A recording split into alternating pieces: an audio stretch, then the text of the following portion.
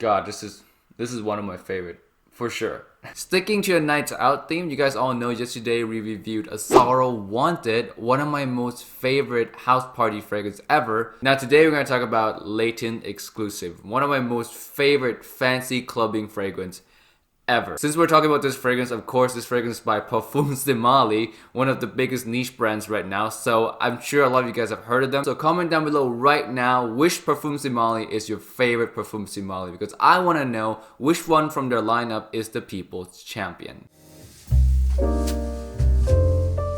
Hey guys, welcome back to another video, and today again, like I said, we have Layton Exclusif, one of my most favorite clubbing fragrance ever. This thing smells amazing, man. When you're on a nights out, it's so bright, it's so shiny. I would use the word shiny to describe this fragrance because it's really strong in the air, it's very effervescent, and it just lingers around you very beautifully. It's like when you're walking down the street, it's almost if like you're glowing. That's how this fragrance feels when I wear it. Jumping into the scent now, you're gonna get something that's similar to the original Layton. Although the original Layton has apple and cardamom, this one, however, don't have any of those notes listed, but it still smells to me very similar, as if it's still there, even though Fragrantica, right now I'm looking at it, does not have those two notes listed. It still smells very similar at the top. The only thing that really changes at the top is that the base, you can smell the base, it's definitely richer. There's oud in there, there's coffee, there's vanilla, there's tonka bean. It's a really beefed up base. So in addition to the really bright top notes of the original Layton, you also get this really nice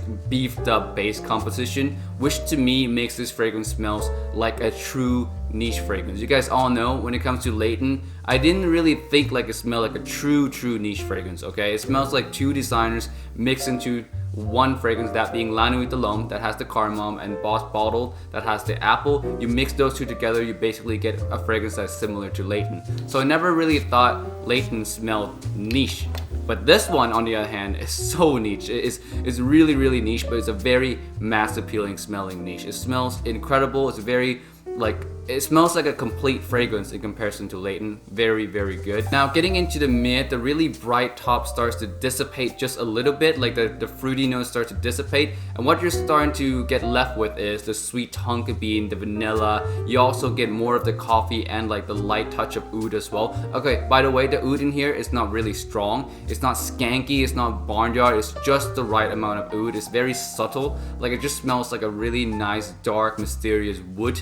In the back, nothing skanky about it at all. I actually really like it. It adds a lot of masculinity to the scent, which I highly appreciate. Now, I said the top notes kind of disappears, but the freshness is still there. The freshness in this fragrance stays from the beginning almost all the way to the base. It just stays, which to me is really great, because freshness in a deep composition like this tends to go away. You don't get as much of a sparkly vibe anymore in other fragrances the deeper it goes into a dry down. But with this fragrance, that's not the case. Like the freshness stays almost throughout the fragrance, which adds a really unique kind of like contrast and twist to this really thick and rich mid and base note that is, like I said, the tonka, the vanilla, the coffee, the oud. Like it adds this really nice twist to it, which I really enjoy. Jumping into the base, to be honest, it doesn't really change much from the mid. The only thing that is different is that, okay, you get a lot less of the top notes, of course. The freshness is toned down quite a little bit now, but you can still get the freshness. Like I said, it lasts almost throughout the fragrance. The note that becomes the most prominent now would be the really dark and nice smelling, mysterious, masculine oud note with a touch of coffee. But you can still get that vanilla and tonka bean there as well. There's still a sweetness there. But overall, it is not really that different from the mid. It just smells like a weaker version of the mid. Overall, the scent is amazing. I'm a huge fan of this one. This is, to me, the best Parfums de Mali have ever released. I used to own Layton, as you guys may recall from my older videos. I sold that one right after I bought this. And yes, I did buy this with my own money, if any of you guys are curious. I sold my Layton in favor of this. I also sold my Pegasus as well, because since I got this now, and Pegasus and Layton I would wear in the same situation, like I would wear to clubbing with Pegasus and Layton anyway. So once I have this, and this is just so good for that occasion, it smells so amazing, that I sold the other two in favor of this one. Alright, now jumping into performance, how good does this fragrance perform?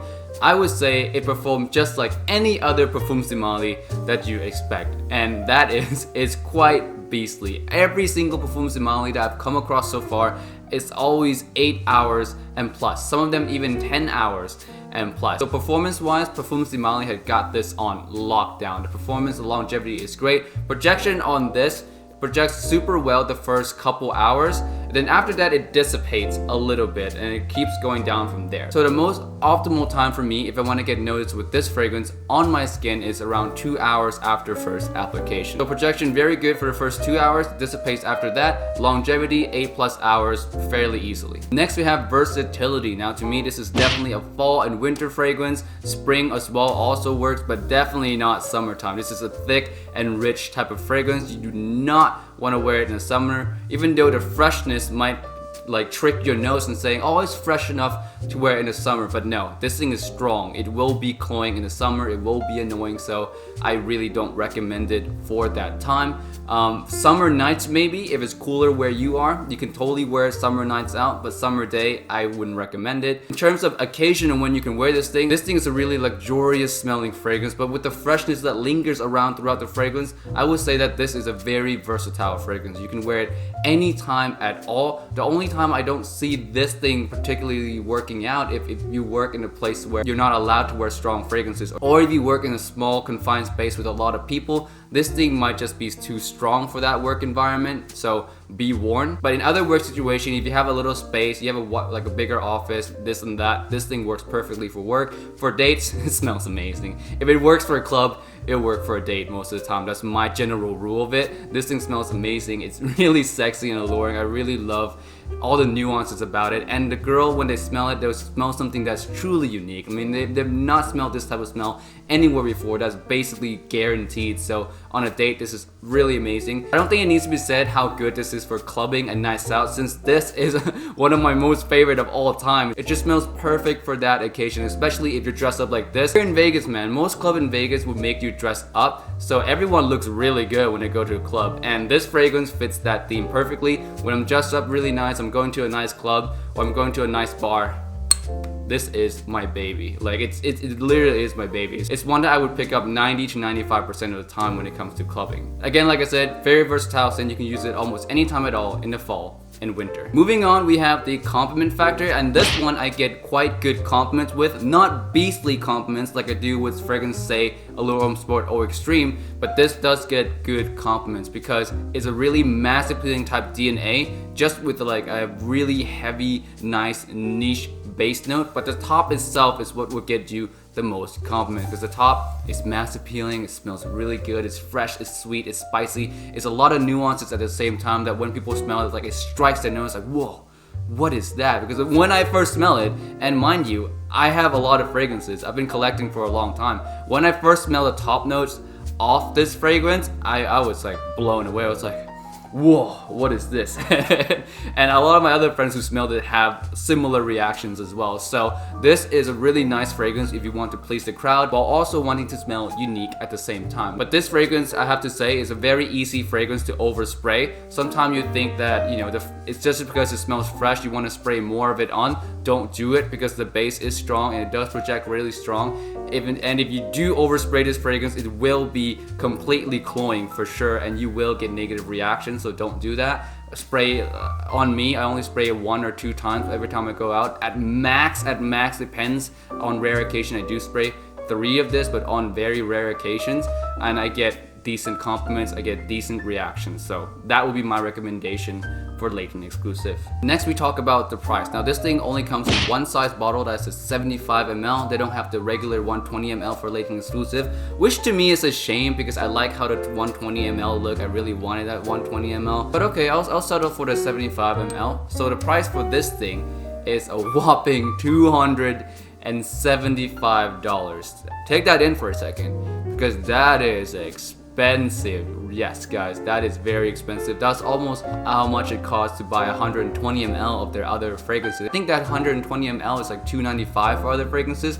So this is up there for only 75 for sure. But to me, man, if you're gonna buy anything from Parfums de Mali at all, if you're gonna spend that money, if you have that money, I recommend Layton Exclusif. Now, do you need this fragrance? Is it a must-have? Is it something you should save up for. I would leave that up to you, but to me, need it or not, I don't think you need this fragrance, because there's a lot of other fragrances out there at like very cheap price that's also versatile for the fall and winter time and also get a lot of compliments. Like I said, for example, Asara Wanted, or you can even buy La Nuit de l'Homme or Boss Bottle Intense. Like those designer fragrances really inspired the creation of the original Layton, and the original Layton of course inspired this one. So you can say that the forefather of this fragrance is La Nuit de l'Homme and Hugo Boss Bottle. So you can get any of those two and get quite a similar vibe or a similar feeling, although the performance won't be as good as this one and the base notes won't be as complex. But you know, the price on those is much cheaper and they're all functional. This one is for you if you have money and you're looking to buy something from Parfums de Mali anyway, and you're looking for a very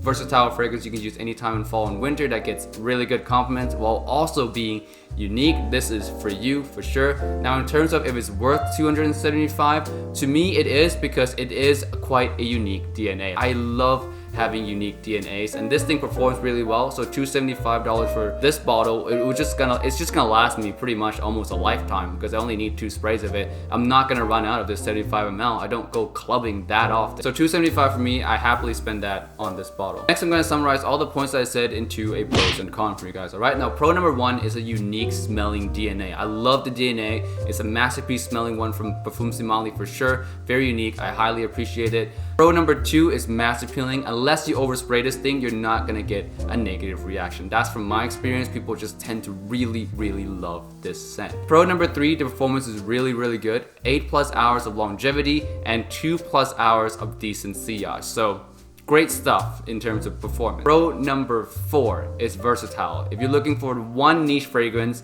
ever in your collection for fall and winter, you're not looking for a big selection, you want something that works, that smells amazing, this is it. Very versatile. Use it anytime you want at all, except for, you know, like I said, tight work environments. Besides that, anytime at all. On to the con now. There's only one con, and of course that is the price is $275 for a 75 ml. That's expensive for majority of people out there. It's expensive for me. Like I had to save up a little bit to buy this fragrance, but the reason I bought this fragrance is because I'm just happy with it. I'm really happy with how it smells, with the value it's giving me, and all the things that I know I'll use it for and I'll enjoy it for. So I was really happy to spend the money on this fragrance, but I do know that a lot of people might be a little put off by the price. $275 is a lot to ask, even for a niche fragrance of this caliber. So the price to me could be lower. I feel like if it drops down to maybe the $250 range, I feel like that would be a much more fair price, because $275 is too close to $295 for 120 ml of all their other lines. So if the price was $250, if you could find it for $250 or less, I would say it's a great deal. Alright guys, it is rating time. Today I have back, of course from yesterday, Sarah J. Underwood. She hasn't left yet. She's staying for another few days. This morning we actually went out and got coffee, we went go-karting, and also we went paintballing. And oh yeah, all the fun stuff, all the good stories I'll tell you guys about later. But yes, she's back today to help us rate this fragrance. So, Layton Exclusif. How many Sarah J. Underwoods does Layton Exclusif get? And the answer is 4.5. Yes, 4.5. The only thing that knocks this down half a point again is the price. Everything else, this fragrance hits out of the park. Like it exceeds my expectation. It's really good. Like I said, it's very unique, but also mass appealing. It's really rare to find unique and mass appealing. These are the two pairing, like the golden pairing of the fragrance world here. Very rare gems indeed. But not only that, it's very versatile and it performs really well. It hits completely everything out of the park for me. The only thing that it didn't hit right for me is the price. It's a little too pricey. I feel like it could have been down a little more. It shouldn't be $275. Like I said, I think $250 is the most fair price for it. In my personal opinion, of course, you guys might think different, but in my opinion, $250 is the fairest price for Layton Exclusif. But overall, it's a gem. I love it. If you're looking to buy Parfums de Mali anyway, you have the money, you should grab this one. Or at least give this one a try first before you decide to buy anything else from their line. Alright guys, that's it for this review today. Let me know down in the comment section below if you tried Layton Exclusif before. Do you like it? How does it compare to the original Layton to you? Which one you like better? I'll leave that question down in the comment section below. You guys can go answer that. And with that said guys, I'll see you guys next time tomorrow with another video. Peace out and bye.